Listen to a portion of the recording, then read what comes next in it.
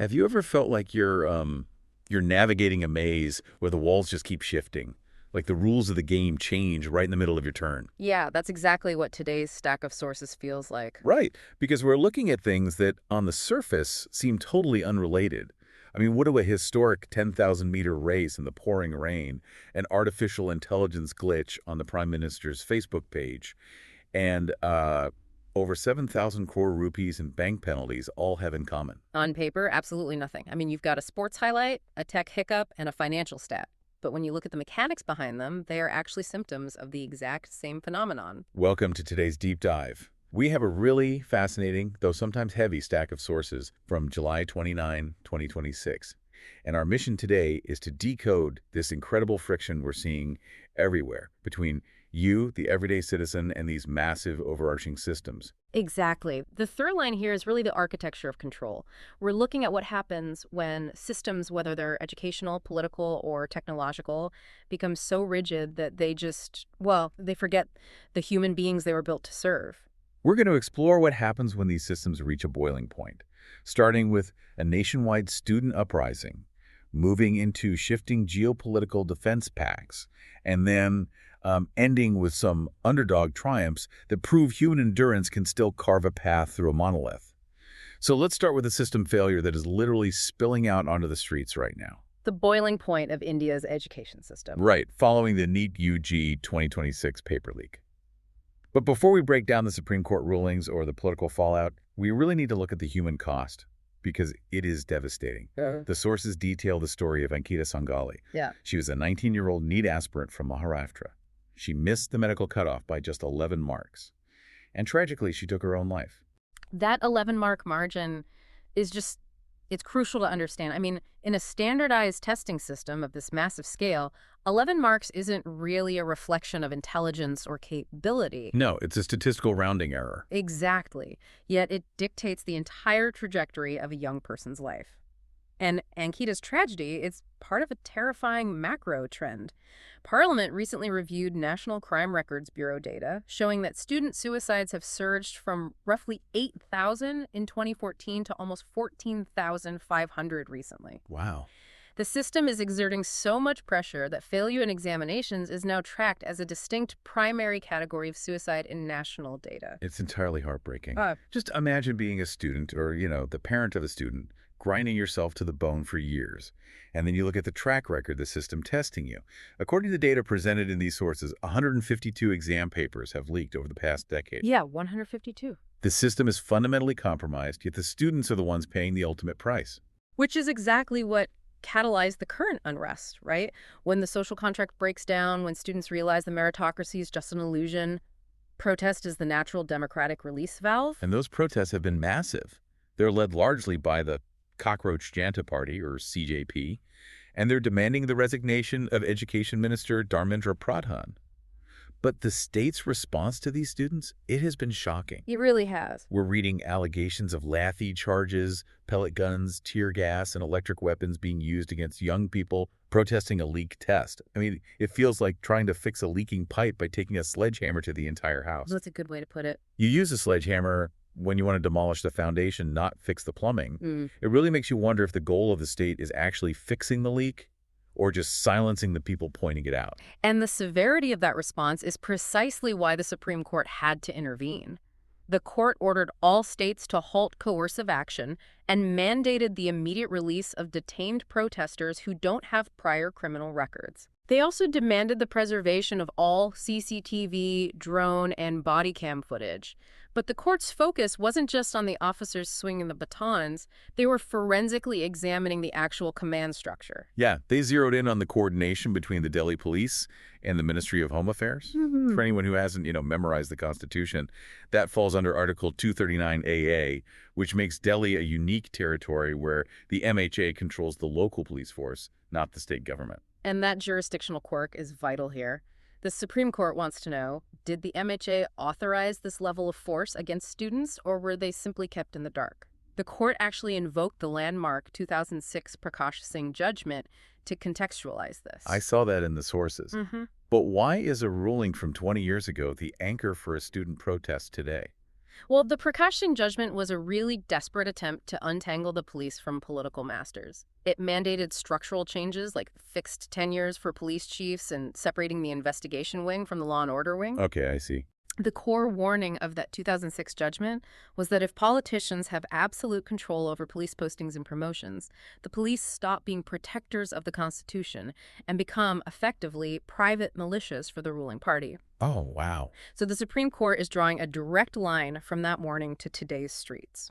They're arguing that these students have fundamental constitutional rights under Articles 14, 19, 20, and 21. If the police apparatus is deployed as a political bludgeon against civil unrest, the democracy itself is failing.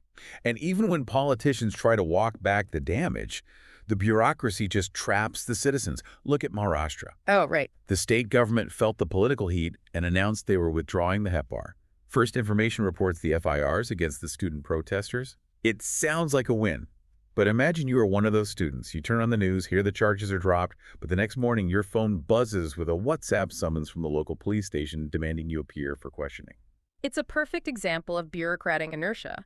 The Mumbai police clarified that a mere government announcement does not override the Code of Criminal Procedure. Right, the law is the law. Exactly. Once an FIR is logged in the system, the investigation legally must proceed until a formal charge sheet is filed. Only then can a state scrutiny committee review it, and only a magistrate can actually close the case. So the system is so rigidly coded that officers are legally mandated to harass students they've already been told to let go purely to check a procedural box. Yeah. That is the definition of Kafkaesque. It is the triumph of process over purpose, and that friction on the streets is heavily mirroring the dysfunction in Parliament right now. So let's shift to the Lok Sabha, because the debates there are a fascinating study in competing realities. And just to be clear for you listening, we're remaining strictly impartial here. We are just reporting the claims from both sides based on the transcripts. On one side, the opposition, led by Rahul Gandhi and Priyanka Gandhi Vadra, is focusing heavily on leadership and accountability. They're sharply criticizing Prime Minister Modi's decision to appoint Prahlad Joshi as the new education minister. And their argument hinges on historical precedent. Rahul Gandhi highlighted Joshi's actions in 2018, where he publicly defended the early release of convicts in the Bilkis Bano case, a case involving horrific sexual violence during the 2002 Gujarat riots. The opposition's core question is about values. Priyanka Gandhi Vadra argued that appointing someone who defended those releases to oversee the welfare of the nation's youth, and specifically young women, contradicts the government's rhetoric on women's empowerment. Yeah. She also hammered the government on the use of force, demanding to know who authorized assault rifles against students. Now, contrast that with the government's defense, which is being led by Union Minister Jitendra Singh and BJP MP Anurag Thakur. They are entirely bypassing that leadership critique and framing the paper leaks as a nonpartisan systemic disease. Right. They pointed to recent leaks in opposition-governed states like Punjab and Karnataka to prove this isn't a BJP-specific failure. They're actually comparing the organized nature of these leaks to terrorism, arguing it systematically targets the country's youth.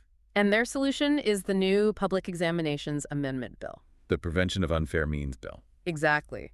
The mechanism of this new bill is what's important. It shifts the legal focus away from punishing the individual cheating student and instead targets the institutional syndicates, the printing presses, the transport companies, the corrupted officials. Okay, so going after the source. Right. It introduces massive financial penalties and prolonged jail terms for the organizers. It's an attempt to use that sledgehammer on the actual perpetrators this time. But while Parliament debates new laws to control the narrative, the government actually found itself battling a completely different type of system: artificial intelligence. The meta situation perfectly encapsulates the danger of automated governance. It's almost darkly comedic. Prime Minister Modi posts a selfie video across Instagram and Facebook. He's speaking directly to the youth, reassuring them about the paper leak crisis and promising strict action. And Meta, the parent company of Facebook, restricts the video and takes it down. You can just imagine the reaction in New Delhi. The government immediately summoned Meta's policy head. Meta restored the video, issued an apology, and blamed an AI-powered automated content filter. So for those of us who don't code, how does an AI accidentally censor a world leader? Well, AI moderation tools don't understand context or nuance. They rely on hashing and keyword clustering. The AI was likely fed a massive data set of unauthorized content related to the NEAT leak and instructed to purge it to stop misinformation. Oh, I see. So when the Prime Minister's video used those exact keywords, the algorithm simply matched the data points and executed the takedown protocol. It completely lacks semantic understanding. But the Ministry of Electronics and IT pushed back hard on that, calling the explanation not reasonable. And I understand their skepticism. Screenshots circulated showing a message that the content was unavailable due to a legal request, not an algorithmic error. Yeah, that's a crucial detail. And this isn't happening in a vacuum. It's piling onto existing friction between India and big tech over WhatsApp's new username privacy features and explicit material slipping through Instagram's ad network. Right. But stepping back, it raises a profound question. Is this new anti-leak law actually addressing the root cause of an underfunded education system? Or is Meta's AI glitch ironically symbolic of a broader system that just automatically filters out the real problems? That's the real issue. When you delegate authority to automated systems, whether it's an AI moderating global speech or a rigid criminal code managing police, summons you strip away human discretion, you lose the ability to judge intent. And that reliance on rigid systems isn't just a domestic issue. No, not at all. We're seeing these exact same mechanics govern international borders and military alliances. So let's scale this up to the global stage. Because if you think automated tech filters are blunt instruments, wait until you look at how economic tariffs are being weaponized. Former U.S. President Donald Trump is currently on a media blitz, defending his new sweeping tariffs on forced labor imports. Right. He claims they will generate hundreds of billions in investment. But then he made this staggering pivot and claimed that his aggressive trade posture and tariff threats actually prevented an India-Pakistan nuclear escalation following Operation Sindoor last year. It is a textbook example of claiming causality where there might only be correlation. He's asserting that the threat of economic ruin via tariffs forced nuclear powers to step back from the brink. Wait, remind me what Operation Sindoor actually was and how a tariff on imported goods supposedly stops a nuclear launch sequence. Operation Sindoor was a period of severe military escalation along the border last year. The theory Trump is leveraging is economic deterrence.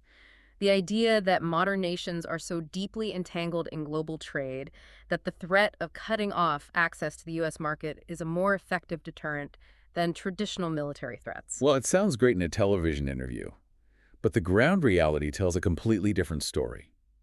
While politicians claim they've engineered peace through economics, we're looking at reports that 2 Indian Army soldiers were just severely injured in a mine blast near the line of control in the Uri sector. Yeah, that's terrible. They're patrolling in Kamalkote and had to be airlifted to the 92 base hospital in Srinagar. That is the disconnect between the macro system and the human reality.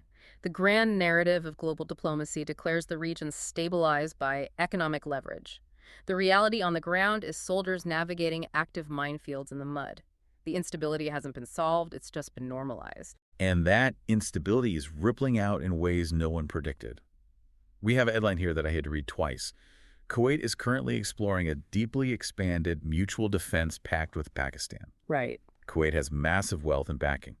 Pakistan is currently navigating severe internal economic crises and its own border conflicts. Why would Kuwait want them as a shield? You really have to look at the geography of the current U.S.-Iran war. Kuwait is geographically tiny, but it is a massive staging ground for the U.S. military, hosting at least 3 American bases and over 13,000 personnel. Okay, so they're right in the middle of it. Because of that U.S. presence, Kuwait has become a primary target. They have absorbed over 1,400 drone and missile strikes from Iran. Just days ago, Iran's Revolutionary Guard claimed a direct drone strike on the Ali Al Salem Air Base inside Kuwait. So Kuwait is essentially bearing the physical brunt of a war between 2 other nations just because of their real estate. Precisely. They need an immediate regional deterrent. In 2025, Pakistan signed a mutual defense pact with Saudi Arabia that analysts described as structured very much like NATO's Article 5. An attack on one is an attack on all. Oh, I see where this is going. Kuwait desperately wants to buy into that specific umbrella. But why would Pakistan agree to that? Yeah. I mean, they have enough internal friction. Why volunteer to be Kuwait's bodyguard against Iranian drones? That is exactly why the sources say Pakistan is highly hesitant. Agreeing to this pact effectively drags Pakistan into a proxy war with Iran, severely complicating their own regional security. But Kuwait has immense financial leverage, and Pakistan needs capital. It's a terrifyingly delicate web. It really is. A U.S.-Iran conflict forces Kuwait to buy a military shield from Pakistan, while American leaders claim their terrorists are maintaining peace in South Asia. It is a global house of cards. But let's bring this back down to the ground level, because you, listening to this, probably aren't losing sleep over the geopolitical nuances of the Ali al-Salam airbase. But you are absolutely impacted by the next system we need to discuss: banking. The ultimate overarching system. Data presented to the Rajya Sabha reveals that in the financial year 2025-26, banks in India collected over 7,000 crore rupees. Yeah. And that wasn't from investments or standard loan interest. Oh. That 7,000 crore was collected purely from minimum balance penalties. That number requires a pause. 7,000 crore rupees extracted from citizens exclusively as a punishment for not having enough money. It is a profound reframing of how we think about banking. The private sector was responsible for the vast majority of this. HDFC and Axis Bank alone accounted for 58% of the private bank total, collecting thousands of crores. Wow. Public sector banks, despite serving a much larger demographic, collected significantly less. The system has essentially inverted its business model for low-income users. Instead of generating revenue by leveraging capital, they have figured out how to monetize the absolute absence of capital. Now, to be fair, the data notes that basic savings bank deposit accounts, specifically those under the Pradhan Mantri Jan Dhan Yojana, are entirely exempt from these charges. Okay, that's good. So the most acutely vulnerable populations have a structural shield. But for the working class, the squeeze is immense. The banking system is effectively taxing you for being broke. It can feel incredibly bleak when we spend an entire session dissecting how educational, political, and financial monoliths penalize the individual. But systems are ultimately built by humans, which means human variables can still disrupt them. Which brings us to the perfect antidote to all this systemic friction: sports. The sports headlines today are a masterclass in individual perseverance outlasting the system. Let's start with the 2026 Commonwealth Games in Glasgow.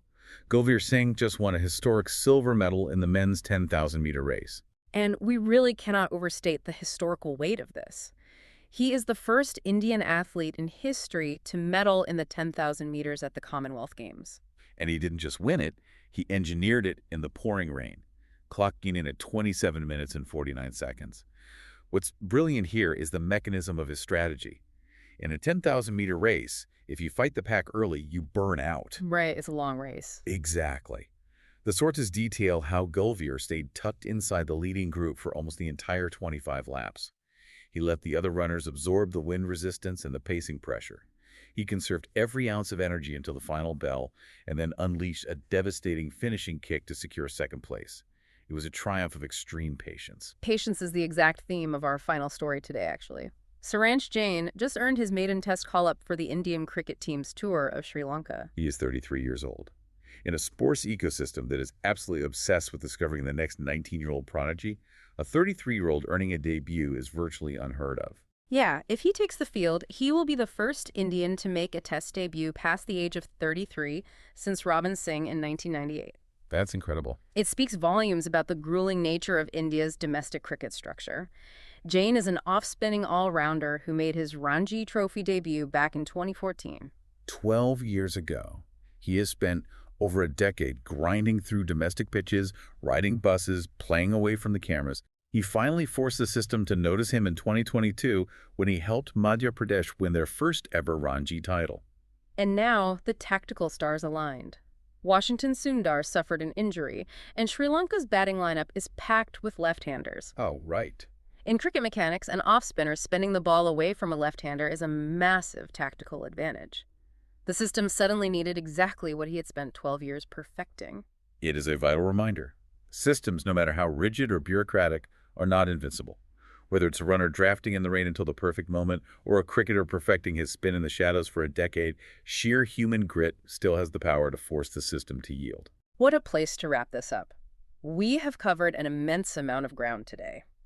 We started with the devastating human toll of a compromised education system and students facing down police batons. Yeah. We navigated the Kafkaesque loops of bureaucratic FIRs and the political theater of parliament. We looked at the mechanisms of AI algorithms accidentally censoring prime ministers and geopolitical tariffs claiming to prevent nuclear wars while soldiers face active minefields. We saw Kuwait leveraging wealth for a Pakistani defense shield, banks monetizing a lack of wealth, and finally, athletes like Gulveer Singh and Saransh Jain proving that endurance can still win. When you synthesize these sources, the overarching narrative is clear. Every day, you are forced to navigate, negotiate with, and survive massive technological and bureaucratic machinery. And that brings me to a final thought I want to leave you with today. We've talked extensively about how these systems, from social media moderation to global trade and police jurisdictions, increasingly rely on automated codes and rigid bureaucracy to function. But as artificial intelligence takes over more of the decision-making process, what happens when the glitches in the system start outnumbering the rules? If a machine lacks the semantic understanding to tell the difference between a prime minister and a spam bot, or a legal code forces an officer to harass an innocent student via WhatsApp, how do we ensure that human empathy isn't the very first thing that gets filtered out? It's an unseen force shaping your life every single day, and we are only just beginning to understand the architecture. Thank you for joining us on this deep dive. Keep questioning the systems around you. We'll see you next time.